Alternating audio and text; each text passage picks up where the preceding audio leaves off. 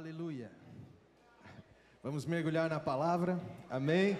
Vamos mergulhar na unção. Há um rio fluindo neste lugar, amém, queridos? E que essa chuva seja intensa, que ela nos transforme, que ela nos renove. Há um tempo novo esperando por mim e por você. Eu estou aberto, estou desejoso. E você? Amém? Você quer também? Ei, mostra para o Senhor que você quer. Será que tem alguém que quer mais de Deus aqui? Mostra para Ele. Você é só mais um? Não. Então mostra para Deus que você não é apenas mais um. Fala para Ele que você o quer. Faz alguma coisa para que Ele olhe no meio dessa pequena multidão que está aqui. Para que Ele olhe e fale: eu quero visitar esse aqui. Eu quero visitar essa pessoa. Mostra que você não é um a mais. Mostra para Ele que você deseja a presença dEle. Ei, como você se vê? Será que você é uma vítima das circunstâncias?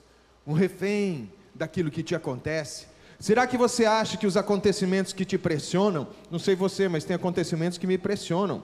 Eu enfrento oposições. Será que sou só eu ou todo mundo leva a vida assim bem tranquilinha? Mas será que nessas circunstâncias você se dobra a elas e você pensa, tem que ser assim? Não tem jeito? Ou você é agente da sua própria história? Nós como cristãos, queridos, somos chamados a ser profetas. Aí do seu lado tem um profeta. Dá uma olhadinha para esse profeta que está aí do seu lado. Fala: boa noite, profeta. Ei, eu acho que você falou isso para alguém, alguém falou isso para você, né? Eu estou pensando aqui, no início da minha caminhada com o Senhor, se alguém dissesse boa noite, profeta, eu olharia assim: onde? Onde? Porque para mim, a bênção era para todo mundo que estava ao meu redor, mas não era para mim. Mas você é profeta, todo cristão é profeta, amém? 50% talvez, com muito boa vontade, acreditaram nisso, mas eu estou dizendo que você é profeta. Porque o que faz um profeta? Um profeta proclama a palavra de Deus, um profeta diz o que Deus diz. E nesse sentido, todo cristão é chamado a ser um profeta. É claro, a gente vai ver aqui algumas distinções dentro daquilo que nós chamamos de profetizar, mas todos são profetas. O que envolve um chamado profético? De maneira muito abreviada, nessa noite, queridos, nós vamos olhar para o momento em que Deus chama um dos seus grandes profetas, o profeta Jeremias. No livro do profeta Jeremias, logo no capítulo 1, logo na abertura dele, verso 2, está escrito o seguinte: a palavra do Senhor veio a ele, Jeremias, no 13º ano do reinado de Josias, filho de Amon, rei de Judá. Dessa maneira, praticamente começa o livro do profeta Jeremias.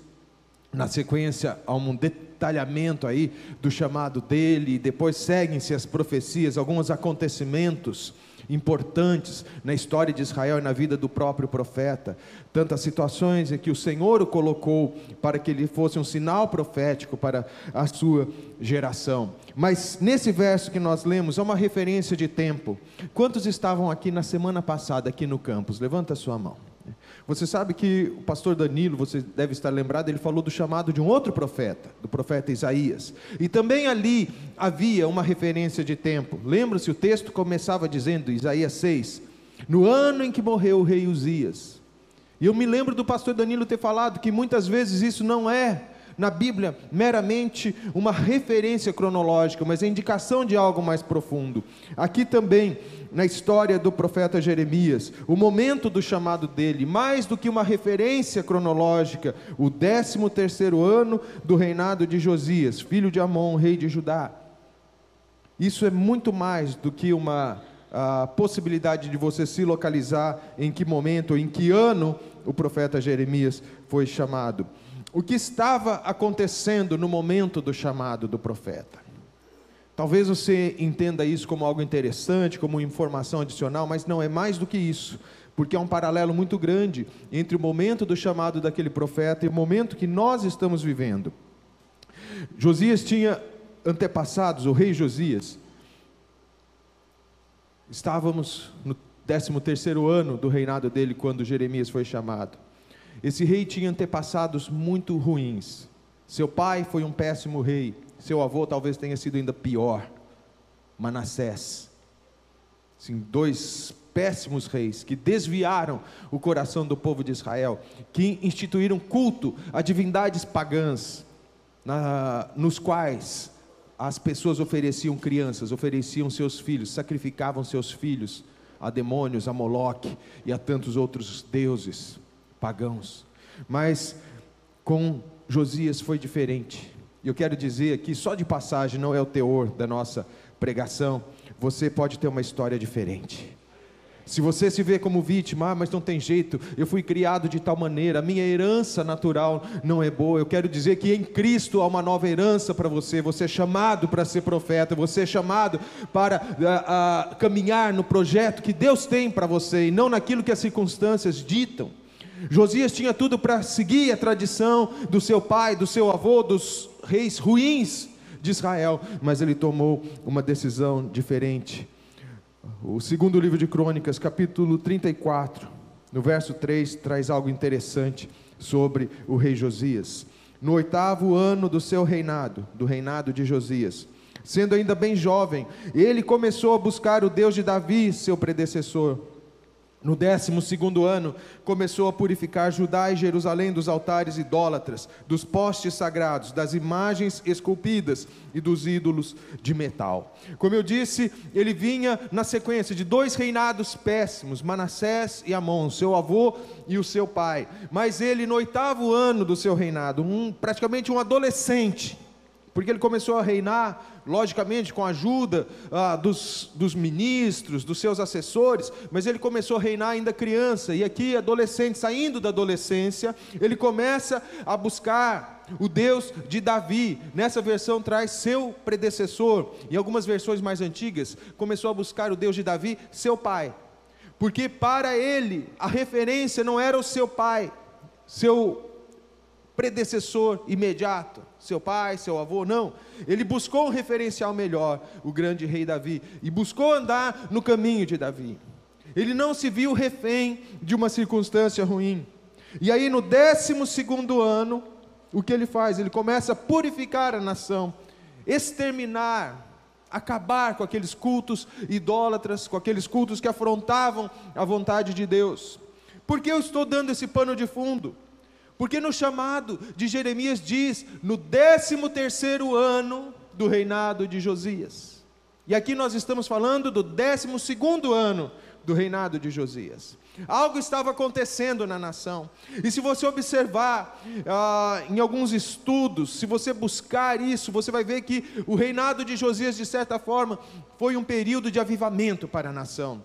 E Jeremias é chamado justamente neste momento, em que uma nova onda de visitação de Deus, um tempo de resgate, de redenção está acontecendo, e ele é levantado nesse momento. Talvez você imagine que nesse ambiente de avivamento, então, Jeremias começou a profetizar só aquilo que nós chamaríamos de coisas boas. Não, Deus está fazendo, Deus vai fazer, Israel vai cumprir o seu destino, Israel vai conquistar as nações ao redor. Mas não, queridos. Há palavras de encorajamento em Jeremias, sim, mas há muito mais palavras de exortação, de um chamado à santidade, de um chamado a voltar para o Senhor. E talvez você diga, mas o que isso, Antônio, tem a ver com a minha história ou com a nossa história? Tem tudo a ver, queridos. Sabe por quê? Eu creio, estou discernindo e tenho acompanhado o que muita gente de Deus tem falado, profetas têm se levantado, dentro e fora do país, dizendo que Deus está trazendo uma nova onda sobre a nossa nação, um novo tempo para a igreja. Nos anos 80 e 90, queridos, Deus trouxe, fora e dentro do Brasil, vários períodos de renovo, de avivamento, movimentos, fora que nos atingiram, e alguns que começaram aqui e foram para outras nações, mas nos últimos anos, nas 2 últimas décadas, parece que isso arrefeceu um pouquinho, Eu estava conversando com um pastor norte-americano há algum tempo, e ele tem a mesma impressão, que uma onda refluiu. Mas você sabe o que acontece no mar quando a onda volta para trás? Quando ela vai voltando, logo vem uma nova onda. E eu quero profetizar que uma nova onda está vindo sobre a minha vida, sobre a sua vida, sobre a igreja do Senhor nesta nação, queridos. Mas o que isso tem a ver com o chamado de Jeremias e com o nosso chamado? Nessa onda, ou nessas ondas que o Senhor trouxe, nos anos 80, 90, antes também, anos 70, mas a grande explosão, o crescimento da igreja no Brasil, movimentos de renovação, aconteceram em 80 e 90. Nesse tempo, que foi uma chance, uma visitação de Deus para a igreja, eu percebo que a igreja, de alguma forma, perdeu o tempo da sua visitação. A igreja ficou meio maravilhada com aquilo que estava acontecendo, e começaram, em vez de cumprir o chamado, de entender, é a chance que Deus está nos dando para vermos uma nação transformada, a igreja se perdeu com discussões tolas. Por exemplo, uma pregação que encontrou muito espaço no Brasil: não, todo cristão tem que ser rico. Pregações tão absurdas que, assim, andaram no Brasil de norte a sul, dizendo: não, a pessoa que é pobre glorifica o diabo, porque Deus tem prosperidade financeira para todo filho. Queridos, discussões tolas, estéreis, teologias que não são teologias. Esse tipo de discussão: não, Deus vai curar todo mundo, porque na cruz já foi tudo pago. Queridos, a gente sabe que há irmãos que ficam enfermos, nós temos uma provisão de cura, é claro que temos, mas a igreja ficou meio virada para si mesma, olhando para o seu próprio umbigo, e isso a fez perder o tempo da sua visitação. E por isso, nós queremos traçar esse paralelo, porque infelizmente foi o que aconteceu. Jeremias foi levantado no momento de avivamento, no 13º ano do reinado de Josias, num tempo de avivamento. E ele trouxe essas palavras para trazer o povo para uma experiência mais profunda de quebrantamento, de arrependimento, mas o povo ficou maravilhado com o que estava acontecendo, e na geração seguinte, essa nação se perdeu de novo e foi levada para o exílio. Jeremias teve a tristeza de testemunhar isso, do seu povo ir para o exílio, porque não aprofundou a experiência. E o Senhor está nos chamando nessa noite, e eu creio que esse chamado profético vai ecoar não somente aqui, mas em muitos lugares nessa nação, para que nós não percamos o tempo da nossa visitação, como de alguma forma nós perdemos nas décadas passadas. Eu estava ouvindo essa semana uma profecia que foi entregue por um pregador indiano, na comunidade que é pastoreada pelo Luciano Subirá, em Curitiba, e esse pregador disse que Deus está trazendo um tempo de avivamento incrível sobre essa nação, em que as pessoas investidas de autoridade civil aqui na nação serão visitadas pelo Espírito Santo. Ele fala que no Senado vai ter gente falando em línguas, na presidência da República, um avivamento está vindo sobre esta nação. Mas, queridos, isso ao mesmo tempo anima o meu coração, mas gera esse temor, porque eu não quero perder dessa vez o tempo da visitação do Senhor. Onde estão os profetas do 13º ano? Tem alguém aqui? Alguém se habilita para, no meio do avivamento, continuar a dizer: vamos mais fundo, vamos continuar buscando mais santidade, mais vida de Deus? Esse tipo de profeta que Deus está buscando, que Deus está levantando. Amém? Então há uma semelhança, queridos, entre a realidade que Jeremias viveu e a nossa realidade. Vamos olhar então, como eu disse, para alguns elementos aqui do chamado de Jeremias, e entender que eu e você também somos chamados a ser profetas. Eu quero que você, à medida que a palavra vai sendo ministrada, que você enxergue num âmbito macro, nação. Isso para alguns empolga, para outros assusta, porque você fala: puxa vida, eu estou descobrindo hoje que eu sou um profetinha aqui. O meu irmão falou: oi profeta, boa noite profeta. Agora que eu descobri que eu sou, mas isso tudo é muito grande para mim. Quero dizer que você é profeta no ambiente em que você estiver, você é profeta na sua casa, você é profeta no seu trabalho, você é profeta para as pessoas que cruzam o seu caminho, você é um profeta para você mesmo. Então, jogue para o macro, para um ambiente de nação, mas também traga para a sua vida, porque essas verdades se aplicam a você na sua vida pessoal. Jeremias 1, a partir do verso 4, diz o seguinte: a palavra do Senhor veio a mim dizendo: antes de eu formá-lo no ventre, eu o escolhi, antes de você nascer, eu o separei e o designei profeta às nações. Mas eu disse: ah, soberano Senhor, eu não sei falar, pois ainda sou muito jovem. O Senhor, porém, me disse: não diga que é muito jovem. A todos a quem eu enviar você irá e dirá tudo o que eu lhe ordenar. Não tenha medo deles, pois eu estou com você para protegê-lo, diz o Senhor. O Senhor estendeu a mão, tocou a minha boca e disse-me: agora ponho em sua boca as minhas palavras. Veja, eu hoje dou a você autoridade sobre nações e reinos, para arrancar, despedaçar, arruinar e destruir, para edificar e para plantar. Essa é a palavra do Senhor para mim e para você nessa noite. Queridos, todas as vezes que eu leio essa passagem, ela fala de maneira muito especial comigo. Eu tinha 14 anos. Em 1981, não precisa fazer a conta, eu tenho 51, tá bom? Já estou me entregando aqui. Fazia um ano que eu havia sido exposto a um ambiente de avivamento, vendo curas acontecerem. Um ano antes dessa experiência que eu tive em 81 com essa passagem de Jeremias, eu participei de um retiro bastante semelhante com o encontro com Deus. Aqui bastante gente já foi no encontro. Quem foi no encontro aqui? Amém? É bênção demais, não é? Então tudo aquilo, batismo no Espírito, experiências de cura fantásticas, visitação de Deus, a tudo isso eu fui exposto quando eu tinha 13 anos de idade. Em 1980, mas logo na esteira daquilo, estavam acontecendo algumas coisas, na minha casa, minha família desmoronando, meus pais se separando, crises, e eu vendo tudo desabando ao meu redor, eu entrei numa crise pessoal, e com pouca experiência, pouca intimidade com Deus, eu precisava ouvir a voz dele, e ele falou comigo nesse primeiro capítulo de Jeremias, e eu entendi, porque eu estava em dúvida, que caminho seguir, se eu ia ser músico, se eu ia de alguma forma me dedicar a algum tipo de ministério na casa de Deus. E aqui eu entendi que havia um chamado para a minha vida, que foi confirmado em outras ocasiões. E eu me identifiquei muito com aquilo, sobretudo com a resposta de Jeremias. Ah, Senhor, eu não sei nem falar. Eu era assim também, queridos.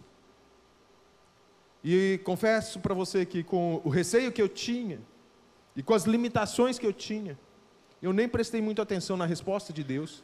Me identifiquei com Jeremias e falei: Deus, tudo bem, tu estás me chamando, mas eu não sei falar. O Senhor precisa fazer alguma coisa. Mas como eu estava dizendo, nós vamos pensar desse texto algumas realidades, aquilo que envolve, em que consiste um chamado profético. Versos 4 e 5 diz: a palavra do Senhor veio a mim dizendo: antes de eu formá-lo no ventre eu o escolhi, antes de você nascer eu o separei e designei profeta às nações. Então, em primeiro lugar, um chamado profético envolve o soar da palavra de Deus. Tudo começa com um chamado, tudo começa com a palavra de Deus. Não é você que se faz profeta, não é você que se faz algo no reino de Deus, é o Senhor que chama, é o Senhor que aponta, é o Senhor que escolhe, Ele que determina o nível do chamado. Como eu disse, há um chamado que é geral, todo cristão é profeta. Mais uma vez, dá uma olhadinha para a pessoa que está do seu lado, é um profeta. Olha para o outro lado, é um profeta. Amém? Você está crendo comigo? Por favor, você é profeta. Amém?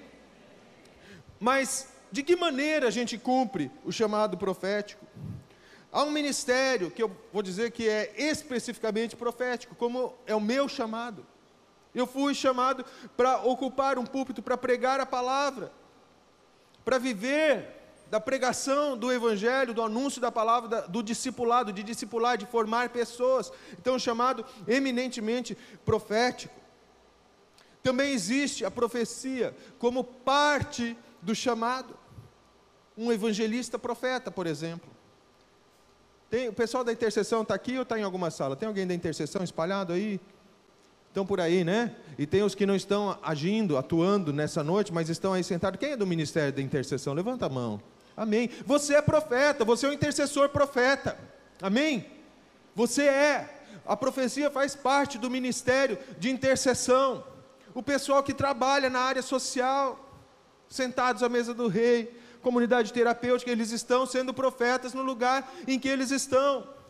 Deus está levantando esse aspecto profético nesses dias, nessa casa, em todos os ministérios, porque há pessoas que talvez estejam até envolvidas no ministério, mas não têm noção da profundidade, da intensidade do chamado profético. Rony, quando você estava ministrando aqui, o Senhor me falou algo, aí eu falei: Senhor, mas tu já disseste isso. Eu me lembro que uma vez ali na porta, acho que eu falei algo semelhante àquilo que Deus estava me falando aqui. Deus tem uma experiência nova para você. O Senhor está te moldando. Você não tem ideia daquilo que Ele vai fazer com você, num nível assim muito profundo. Ele me fala de uma experiência pessoal, de uma experiência no lugar secreto. Eu sei, você é um filho de Deus, você é um ministro na casa de Deus, mas essa experiência, e você vai saber quando o Senhor te der, ela vai determinar na sua vida um antes e um depois. Você vai olhar para você mesmo e você vai se questionar: Deus, eu vinha caminhando contigo, mas será que de fato eu te conhecia? Porque Ele quer se revelar numa intensidade tão profunda, que você não vai se reconhecer naquilo que Ele vai fazer em você. Preste atenção nisso. Quando o Senhor trouxer esse cumprimento, você vai dar esse testemunho, porque esse testemunho vai encorajar outras pessoas a buscarem.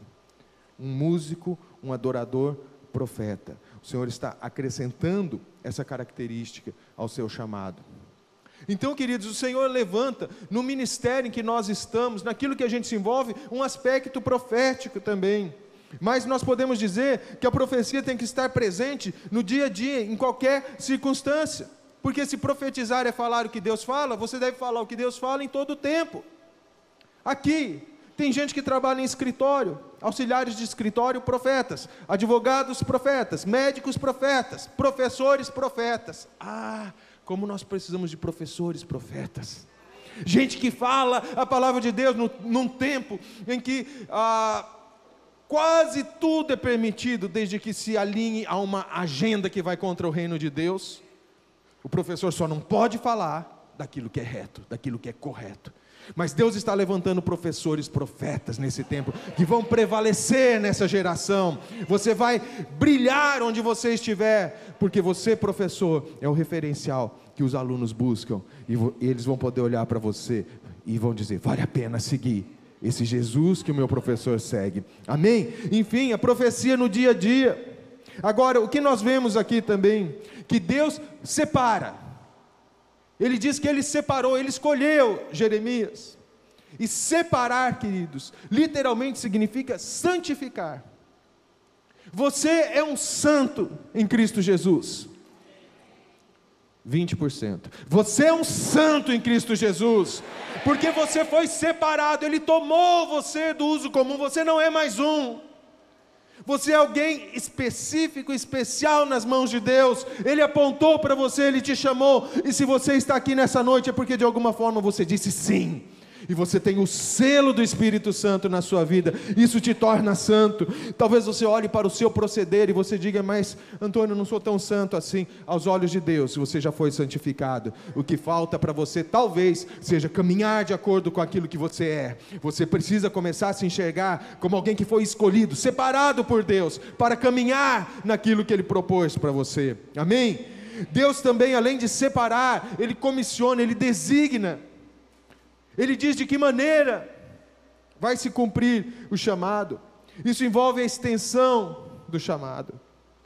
Na passagem que nós lemos, diz que Deus o designou como profeta às nações. No caso de Jeremias, diferente de outros profetas, houve profetas que profetizaram para Israel, outros profetas profetizaram para Judá, para uma região específica. Para Jeremias a palavra é: eu o designei como profeta às nações. E ele começa a profetizar não apenas sobre Israel e Judá, mas sobre as nações circunvizinhas, sobre Egito e outras nações. Um profeta às nações. Então é Deus que determina o tamanho e a extensão do chamado. O que mais envolve o chamado profético? O texto continua dizendo: mas eu disse: soberano Senhor, eu não sei falar, pois ainda sou muito jovem. O Senhor, porém, me disse: não diga que é muito jovem. A todos a quem eu enviar, você irá e dirá tudo o que eu lhe ordenar. O chamado profético envolve uma proteção que vence as nossas resistências. Lembra-se que eu falei quando eu li esse texto ali com 14 anos, eu pensei: sou igualzinho, não sei falar. não sei me comunicar. Deus é capaz de nos proteger e nos guardar, vencer as nossas resistências. Queridos, o profeta sempre se sente inadequado, ele não se sente à altura do chamado. Lembro-se na semana passada, quando o pastor Danilo falou sobre Isaías, ele tem a visão de Deus assentado no alto e sublime trono, e as orlas, as bordas do manto do Senhor enchem aquele templo que era enorme, e ele se vê ali tão pequeno, e ele vê a santidade de Deus, e ele fala: não posso ir, Senhor, porque os meus lábios são impuros, eu habito no meio de gente que tem lábios impuros também. Mas o Senhor quebra as resistências de Isaías e purifica Isaías, como Ele quebra e vence as resistências de Jeremias, como Ele é capaz para vencer os obstáculos que nós mesmos levantamos na nossa vida, ou que as circunstâncias levantaram, ou coisas que as pessoas disseram. Não interessa, o que interessa é o que Deus diz, o que Deus faz, e aquilo que Ele chama você a fazer. Se Ele chama, Ele te capacita; se Ele chama, Ele te comissiona, Ele te envia. Eu me lembro ali, com 14 anos, eu pensava: que lindo esse texto, mas de que maneira isso vai se cumprir? Como eu posso ser um profeta? No ano anterior, naquele retiro que eu participei, um dos líderes disse: fique tranquilo, Deus te chamou para ser profeta. Eu quase ri, porque pensei: não sei falar. A minha dificuldade era exatamente a mesma de Jeremias, e as circunstâncias levantam obstáculos nas nossas vidas. Eu me lembro como nasceu essa dificuldade de expressão que eu tinha. Eu tenho temperamento introvertido, já fui doentiamente tímido, Meu pai falava: o Antônio é um bicho do mato. Como eu ficava irritado quando chegava alguém em casa, meu pai logo dava um empurrãozinho assim nas minhas costas: cumprimenta, filho. Deus quer curar alguns traumas aqui, né? Seu pai já fez isso com você também, sua mãe já fez. Cumprimenta, você ia cumprimentar, mas seu pai está ali empurrando, né? Então, era assim, meu pai tinha que me empurrar, eu não me relacionava. Morei numa fazenda distante da cidade, vinha estudar aqui em Ribeirão, mas não tinha amigos, porque eu só vinha para o período de aula, não podia ter contato com as pessoas fora daquele período. Não tinha irmãos, homens para eu brincar, tinha só as minhas irmãs. Não tinha amigos também ali. Então tudo isso foi contribuindo para que aquela introversão se acentuasse. Mais os traumas que acontecem. Já passou por experiências traumáticas? Gente, se perguntar: Antônio, o que você lembra da sua infância? Eu tenho uma boa memória, mas as coisas que eu me lembro com maior detalhe são as experiências traumáticas. As boas experiências têm que ser muito boas para você lembrar, mas normalmente você lembra das situações difíceis. Bom, com toda essa timidez que eu tinha, no antigo segundo ano primário, eu tinha 7 para 8 anos, a professora pediu que eu lesse um poema no Dia das Mães. Ela me desafiou, porque eu lia bem, ler em voz alta, tudo bem, muito acima da média dos alunos da minha sala. Sabe, a criança quando começa a ler, começa a gaguejar, né? Tem aquela dificuldade. Não, eu li muito rápido, comecei a ler com fluência, então por isso ela me chamou para declamar um poema. Ela falou: não precisa ficar preocupado, você não precisa decorar, vai estar numa pasta. Aí chegou o grande dia, o Dia das Mães. Na escola onde eu estudava, tinha um auditório, e eu acho que a plataforma tinha essa altura mais ou menos, né? Não dá para eu me lembrar, quando a gente é criança, tudo é grandão, né? Imagina uma criança de 8 anos aqui, isso aqui, eu era baixinho, né? Isso aqui devia estar acima de mim. Eu olhava, tudo era enorme. Chegou o grande dia, e eu com a pastinha de cartolina. Naquele tempo a gente dobrava uma cartolina e fazia pasta, né? Aquele cheiro de álcool da folha mimeografada. Assim, mimeógrafo, você não tem nem ideia do que seja isso. Eu cheirava aquilo quase que eu ficava de fogo, né? Estava ali o poema, e chegou o dia. E aí, como eu falei, a plataforma era dessa altura. Aqui tem, se eu contar a plataforma, tem 6 degraus.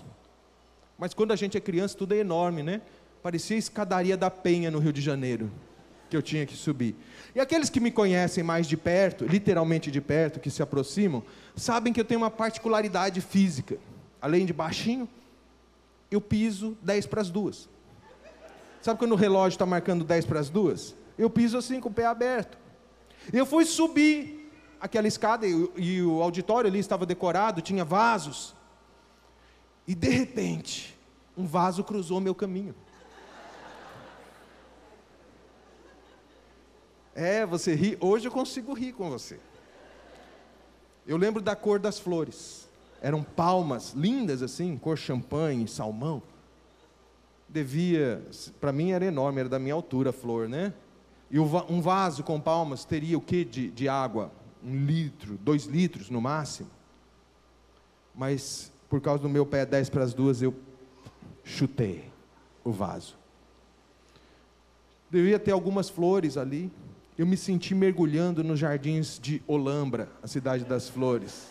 Eu senti que eu ia ser sufocado por tanta flor. E aqueles 2 litros, com muito boa vontade, que havia de água ali, me fizeram com que eu me sentisse em Foz do Iguaçu. Eu achei que eu estava embaixo de uma das cataratas. E a pergunta é, Antônio, o que aconteceu? Você, afinal de contas, declamou aquele poema? Não sei. Eu suprimi a memória. Eu não sei se eu desmaiei. Sinceramente, eu não estou forçando aqui. Eu estou exagerando algumas outras coisas, mas isso de não me lembrar, eu não lembro mesmo. De tão vergonhoso que foi. E aquilo que antes era uma dificuldade, falar em público, se tornou uma impossibilidade. Porque aí eu não consegui mais mesmo. Na faculdade, anos mais tarde, tinha uma disciplina no último ano chamada Prática de Ensino. Quanto será que mede uma lousa? O dia que eu fui dar a minha aulinha de 10 minutos para a minha classe, 30, 40 alunos que eu conhecia, eram meus amigos, a lousa tinha umas 3 vezes o tamanho dessa tela aqui. Lógico que ela era muito menor do que isso. Mas para mim, eu não conseguia dividir. Eu fui escrever, a professora falou, Antônio, é aula de português, não é hebraico, não é árabe, não é hindi. Eu não conseguia escrever, era pior que letra de médico, de tanto que eu tremia. A boca secou, doía o estômago, a mão gelou. E eu praticamente não consegui dar aula. Eu tentei, mas eu não conseguia. O pessoal do meu grupo de estudo falava, Antônio, é incrível, porque quando nós estamos numa roda de debate, de estudo, aí você fala, você dá a sua opinião até mais do que as outras pessoas. Mas quando você se levanta para falar, você não consegue. E realmente eu não conseguia. Era uma impossibilidade. E aí, o que acontece? Eu tinha uma palavra.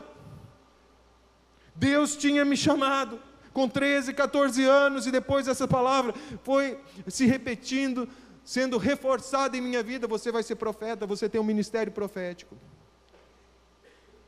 E hoje eu estou aqui. Porque Deus capacita, porque Deus vence as nossas resistências. Se Deus disse que vai fazer alguma coisa na sua vida, para de apresentar desculpas e objeções, porque Ele é maior que as suas desculpas. Ele é poderoso para fazer, apesar de você.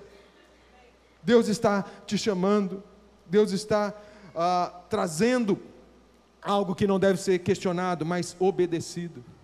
Não questiona, não briga com Deus. Você se lembra quando o anjo Gabriel vai anunciar a Zacarias que João Batista viria para preceder o caminho do Messias? Zacarias fala assim, como eu posso ter certeza disso? Se eu e a minha esposa não podemos ter filhos, nós somos estéreis. Começa a questionar Deus para você ver o que acontece. O anjo falou assim, vai acontecer dessa forma, mas porque você duvidou, você vai ficar mudo até o nascimento do bebê. Vai brigar com Deus? Muito diferente da atitude de Maria. Eu ficava brigando às vezes com Deus. Eu falava, puxa, mas Deus pegou tão pesado com Zacarias. Maria também, quando o anjo Gabriel disse que ela conceberia o Messias, ela disse também, como se dará isso? Pois eu ainda sou virgem. Eu achava que era a mesma coisa, o mesmo tipo de questionamento. Não, Zacarias duvidou. Como eu posso ter certeza? Maria fala, como se dará isso? A pergunta de Maria é, eu tenho que me casar porque eu estou noiva? Eu vou esperar isso? É isso que vai acontecer? Aí sim o anjo detalha para ela aquilo que vai acontecer. E ela creu, e ela deu sim, e ela se tornou a mãe do Messias. Amém? Nós não devemos questionar, devemos obedecer. Talvez você diga, Antônio, mas você está falando de anjos que se manifestaram, de que pessoas entregaram profecia para você e tudo mais. Mas Deus, normalmente, queridos, não fala dessa maneira sobrenatural, mas todos os dias Ele quer falar comigo e com você. Ele quer falar quando você abre a sua Bíblia, Ele quer falar quando você ora, Ele deixa uma impressão no seu coração. Quando você vem aqui e recebe uma palavra, Deus está falando com você. Aliás, Deus está falando pessoalmente com muitos de vocês aqui. Essa palavra está encontrando espaço no seu coração, se você estiver se abrindo, porque Deus quer falar em nível pessoal com você. Amém? Então Deus fala dessas maneiras, ou mesmo através desses meios sobrenaturais, palavra profética e assim por diante, mas todos os dias Ele quer falar com você. Agora, existe uma proteção. Deus falou: não temas essas pessoas para quem eu vou te enviar, porque eu estarei contigo, eu te guardarei. Sabe, aqui Deus não disse: olha, Jeremias, vai acontecer assim, você vai ser jogado numa cisterna, depois eu vou te resgatar, não sei, coisas que aconteceram com ele. Não, Deus só disse: eu te guardarei, eu te protegerei. Normalmente, Deus não nos dá um mapa, ou um GPS todo detalhado de como vai ser o nosso caminhar, e como vai se processar o chamado. Essa garantia nós não temos, de que nós saberemos de antemão como vai ser, mas a garantia que nós precisamos, essa nós temos. Ele estará conosco o tempo todo, nas suas dificuldades, Deus está com você, na tempestade que talvez esteja se abatendo sobre a sua vida pessoal, sobre a sua família, existe uma garantia: se você é de Deus, Ele está com você, Ele guarda você, Ele te cuida, e Ele quer que você continue a profetizar sobre as realidades. Amém? O chamado também envolve uma capacitação dada por Deus. Verso 9: o Senhor estendeu a mão, tocou a minha boca e disse-me: agora ponho em sua boca as minhas palavras. O chamado, queridos, envolve uma ação sobrenatural de Deus. A mão de Deus significa autoridade. Aliás, o estender de uma mão significa autoridade. É uma comunicação não verbal. Se um policial estender a mão assim, você sabe que você tem que parar, sim ou não? Tem que saber, porque se você não parar, você vai ter problemas. Talvez o policial tenha também, né? Se você passar por cima dele. Mas você tem que saber que uma mão estendida é um sinal de autoridade. A imposição de mãos é uma delegação de autoridade. E aqui nós vemos que, então, que Deus, nesta visão, no chamado de Jeremias, tocou a boca do profeta, né? É inevitável que a gente faça um paralelo com aquilo que a gente leu e ouviu na semana passada também. Deus tocou, o anjo tocou a boca de Isaías, purificando. Aqui também talvez tenha havido uma ação purificadora de Deus em Jeremias, tocando a boca dele, tocando com o dedo. Mão fala de autoridade, o dedo fala de poder. Lembram-se quando as pessoas estavam questionando, os religiosos estavam dizendo: ah não, é por Beelzebu que Jesus realiza essas coisas. E Jesus fala: não, um reino dividido não pode subsistir, mas se é pelo dedo de Deus que eu faço essas coisas, então é chegado o reino de Deus. Então dedo fala de autoridade, de poder, e Deus coloca o seu poder e a sua autoridade sobre a minha vida e sobre a sua vida, querido. É Ele que te comissiona para ser profeta.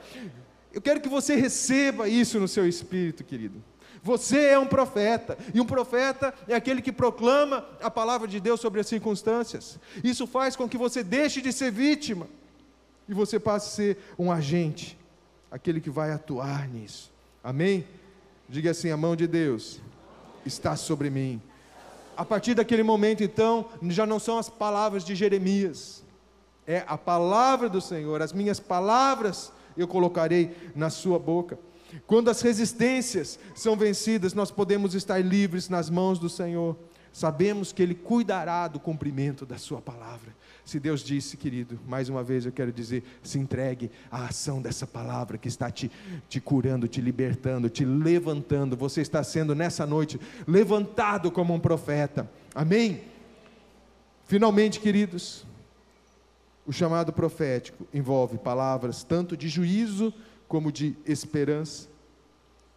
Verso 10, veja: eu hoje dou a você autoridade sobre nações e reinos, para arrancar, despedaçar, arruinar e destruir, para edificar e para plantar. Queridos, um profeta, humanamente falando, ele gostaria de entregar somente palavras boas, palavras que as pessoas gostariam de ouvir. Não é fácil você entregar uma mensagem como a mensagem que Jeremias tantas vezes teve que entregar, uma mensagem de juízo, de chamado, de volta, de arrependimento, de mostrar que aquele povo estava vivendo um tempo em que estava inchado por causa daquele avivamento, mas corria o risco, como aconteceu de fato, de se perder. Não era algo que as pessoas queriam ouvir naquele tempo, não era politicamente correto, mas deixa eu dizer algo para você: um profeta nunca pode ser politicamente correto, ele tem que ser espiritualmente correto e biblicamente verdadeiro. Ele não deve satisfação àquilo que as pessoas esperam dele, ele deve satisfação àquilo que Deus mandou ele fazer, ainda que isso gere oposição, e gera, queridos. Não é fácil profetizar. Nos últimos meses, nas últimas semanas, mas um pouquinho mais nos últimos meses, eu venho lidando com essas coisas, pessoas que não compreendem o teor daquilo que eu manifesto, daquilo que eu falo. Isso que melhorou. No passado já me chamaram de falso profeta, boca do inferno. Crente falou isso de mim. Mas sabe, não estou nem aí.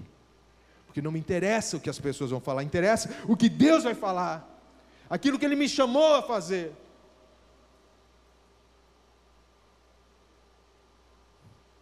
Deus está te levantando, e muitas vezes você vai precisar fazer isso.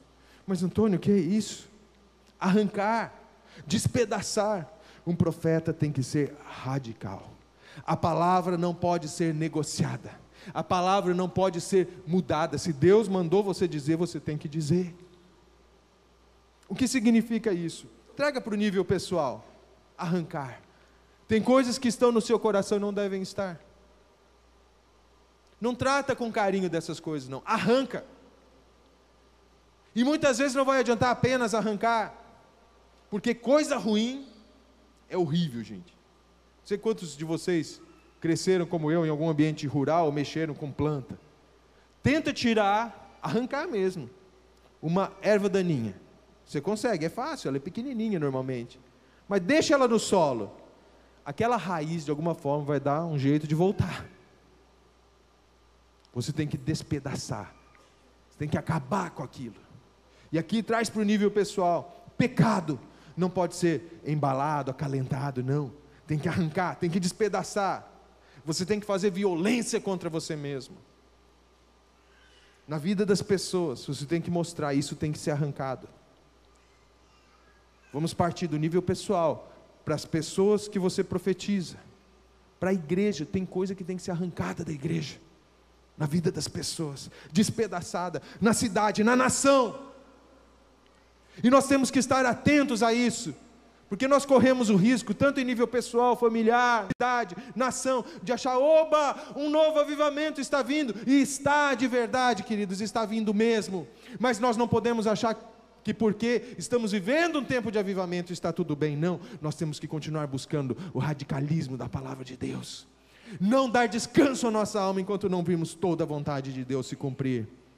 Arrancar, despedaçar, arruinar, destruir. Isso vai envolver muitas vezes guerra espiritual. Algumas vezes a guerra, apesar de ser bem renhida, a batalha, ela leva menos tempo. Você já arruinou e sabe que aquilo vai terminar, mas você precisa muitas outras vezes ir além e não descansar enquanto você não vir aquilo destruído, completamente destruído.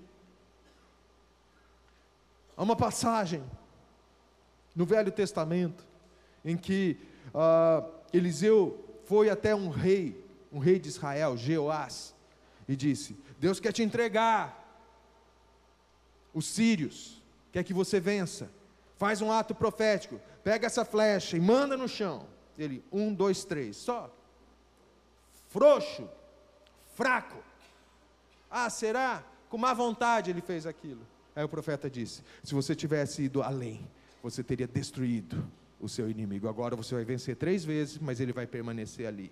Então você tem que ser radical, você tem que arruinar, você tem que destruir tudo aquilo que se levanta contra o cumprimento da palavra de Deus na sua vida e na vida daqueles que andam ao seu redor, como igreja, na vida dessa cidade, na vida da nossa nação. Não dar descanso. Mas existe também, queridos, uma ação positiva. Somos chamados também para edificar e para plantar. Depois de arruinar, destruir, nós precisamos construir. Mas não podemos fazer isso sem ser radicais na destruição. Alicerces contaminados, rachados, apodrecidos, não suportam a construção daquilo que Deus vai fazer. Deus está trocando os alicerces da nossa vida nessa noite, amém? Da nossa família, da nossa cidade, da nossa nação. É um novo tempo. Nós vamos construir, a igreja é chamada a construir sobre bases novas e também para plantar. Talvez você pense, isso é mais fácil, Antônio, é só lançar a semente. Não, você está enganado. Você tem que preparar o solo, você tem que escolher a semente e você tem que cuidar até que aquela plantação esteja robusta, de acordo com aquilo que Deus planejou. Tudo isso envolve também a ação do tempo, a perseverança. Um profeta do 13º ano, como Jeremias, persevera até ver a palavra do Senhor cumprida. Amém? Queria te convidar a ficar em pé agora, querido.